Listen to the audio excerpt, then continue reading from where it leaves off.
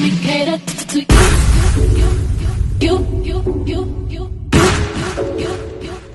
Let me cater to you.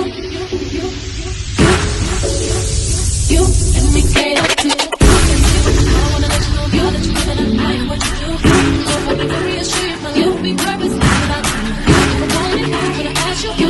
Cause I am to be there. Challenge me for the better. What do you let me cater to you?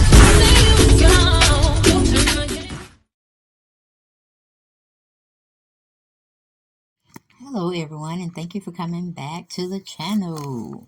Okay, we're over here at Make It Make Sense. We're going to try to make some sense out of this situation, but I don't think we're going to be able to, because we're always going to be pro and then we're going to have a con. We're always going to have the people that want to live their life, and then we're going to have the crazy people that go out to these concerts, these venues, and they want to start shit. You know what I'm saying?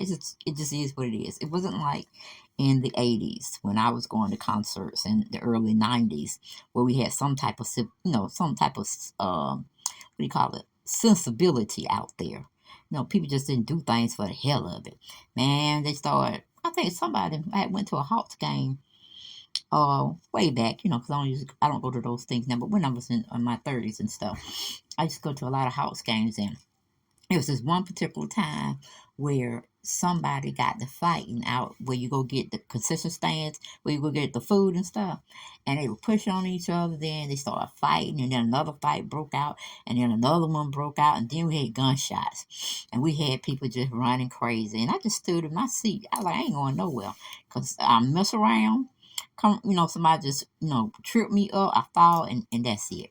So sometimes we got to have common sense when we go to these venues. Is it worth it? Is it worth seeing them be out there playing on the court? In my case, that's what it was. But when people go to these massive concerts and they be outside and there be so many of them, it's not almost like y'all at each other's arm to arm. You know what I'm saying? And the people that's in front of you and back of you, they like on you, like you would want your man on you, or if I was a man, I want my woman on me. That's how close that shit be. I don't understand. I don't know. I don't understand. Because guns have gotten more increasingly secure these days. You know what I'm saying? Everybody want to tote a gun on them. Instead of leaving it in the car or leaving it at home. It's just like, we can't have the wild, wild west out here. Ain't nobody going to go out. I damn sure ain't. After I ain't going out there. Them folk crazy. And speaking of that, it was some man in Kroger. We were shopping a week ago. We was in Kroger, and don't know why you would open up a grocery store and have the self-service checkouts and just one line for regular checkout. And I mean, you had boohoo cool people up there in that one line. So this man, he just lost his mind. He was hollering. He was like, we pay too much money for y'all to have, cash registers open, and you need to have people to fill them. And I forgot what the manager was trying to tell him, but she could never get that man to calm down. And just me being nosy as hell, my mama and son and daughter would ask me, let's go. And I was like, oh, okay, let's just see how this stuff play out. So they were nosy like me. They was like around the corner though, but they was peeping around the corner just in case he was gonna pop off. Don't you know that man walked out that store and he was cussing the manager out, and he was saying he coming back and this, that, and the other. Shit, I said, okay, it's time to go. If we wanted to get something in this Kroger, we will not today. And as I was leaving the store, I told this young man who had his baby girl, couldn't be no more than about 2 or 3, in the cart, trying to check out, and he was close, but not that really close. I said, sir, I heard this man talking about he coming back. I'm only approaching you because you got a little child with you. I think you need to get out of line, get the hell out this store, just in case he made good on his promise on coming back, and then he come back with artillery. Do you hear what I'm saying? And trust, you can't calm somebody down who already got a gun in their head and in their mind it's telling to kill some folks. You know what I'm saying? Especially that manager. Because I caught her on my way out the door, and I said, lady, you need to call the police. And I mean, quick, fast, in a hurry. If you haven't already done so, do it now. Because that man's going to come back and he's going to target you, more than likely. And she said, I know, and I'll take that in advisement. I said, see, you can't tell people that. Because after that, I would close that store down.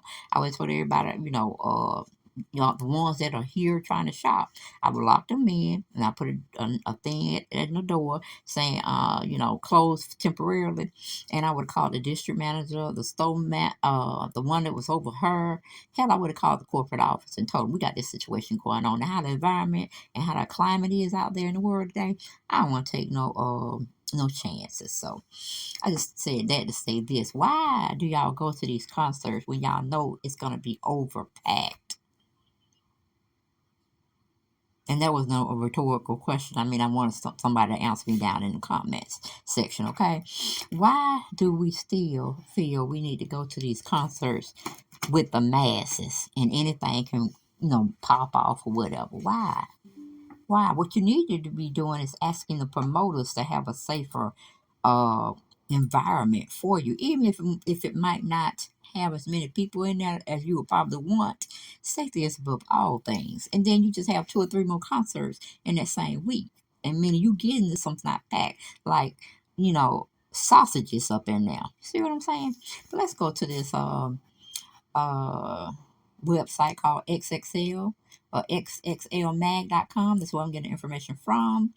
And we had a Trent, what is his last name? Fitzgerald, had wrote up an article about this situation. He titled it Glorilla and Finesse2Tyme concert victims family plans to file lawsuit against rappers and report. Okay? Now, I don't understand how you can file something when somebody actually went in there knowing the circumstances, that somebody just got shot. You would more so sue that venue, but you would try to get that person too that shot you. But let's see if we can play a little audio here that they had on this. I don't know. But let's see what it says first.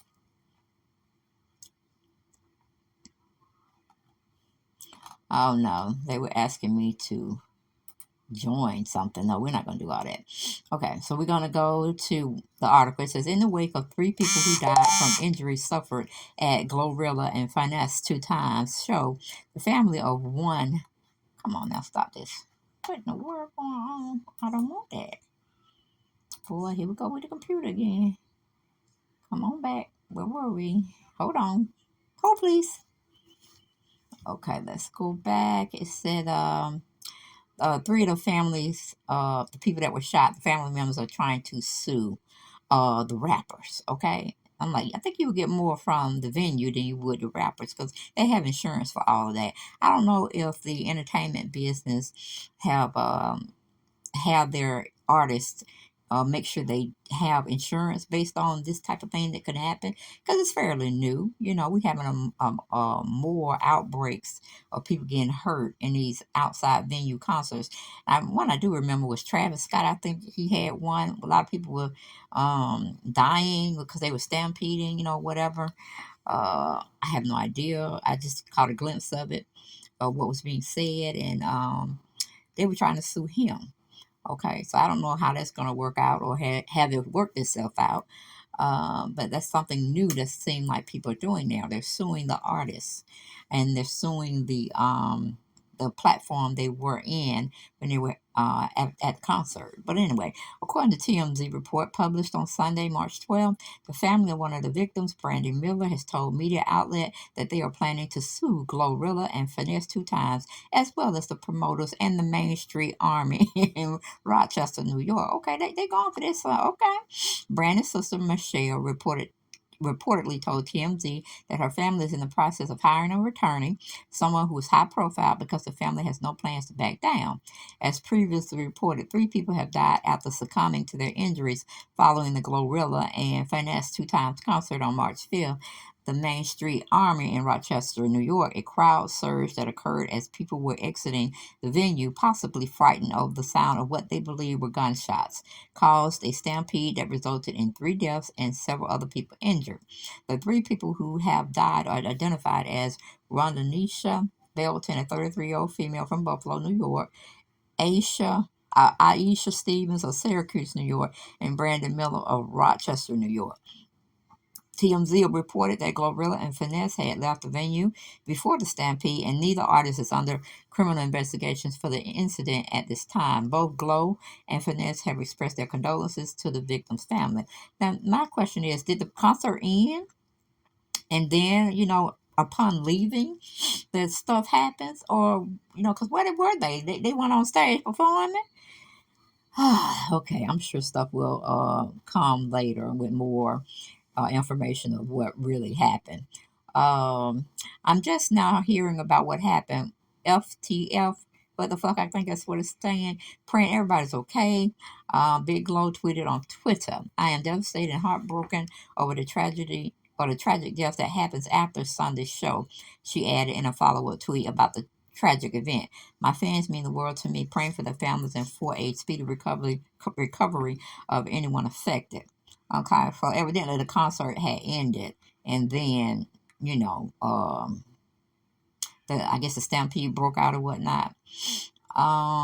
Let's see, and that was pretty much it. I don't know if they can actually sue the artist when the artist had did their job, which was perform.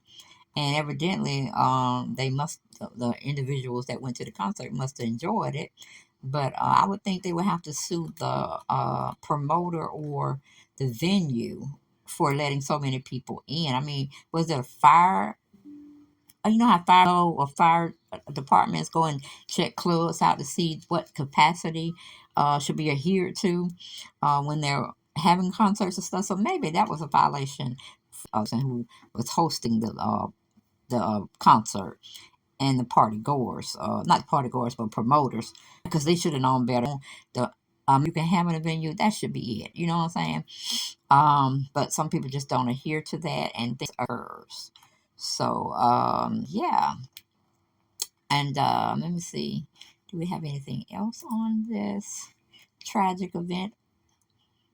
And that's my other channel, y'all. Y'all go to it. Deb Chanel's 48's World. Don't put the on there. Just go over there. That's my first channel. Y'all go over there and get your laughs, your kikis on, and possibly subscribe if you feel so inclined to do so. I sure would like you to do it. I sure would. Go on over there and subscribe, and hopefully you're subscribed on this channel, which just make it make sense. Now, of course, I can't make any sense of this because, like I said, I have to blame everybody. I have to blame the people that's want to go to these concerts when it's going to be crazy packed up in there. I mean, have we forgot about COVID is still out there? Because I know ain't nobody wearing no, well, a few people, I should say, maybe adhering to wearing masks. But the majority of them, I'm pretty sure they are maskless.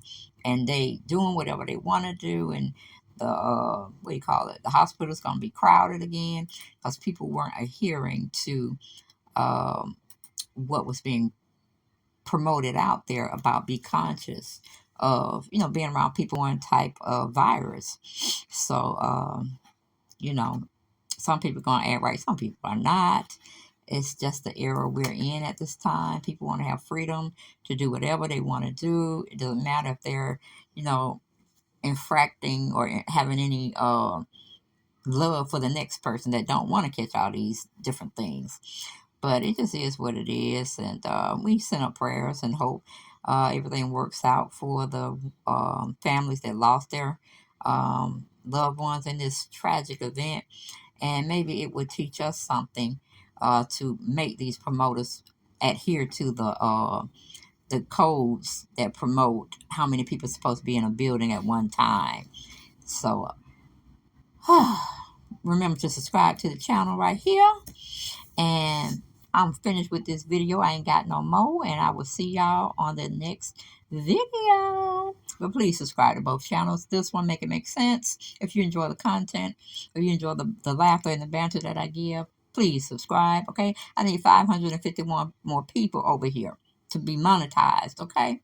So please do that for me. It costs nothing but a little click, click, click, and that's all, okay? And it's free. Why not do it, okay? And I'll see y'all on the next video. Bye-bye. And did I say subscribe to my other channel too? Deb Chanel's 48's World? Yeah, please do that as well. But definitely subscribe on this channel. Make it make sense. And I'll be back with another one. Bye.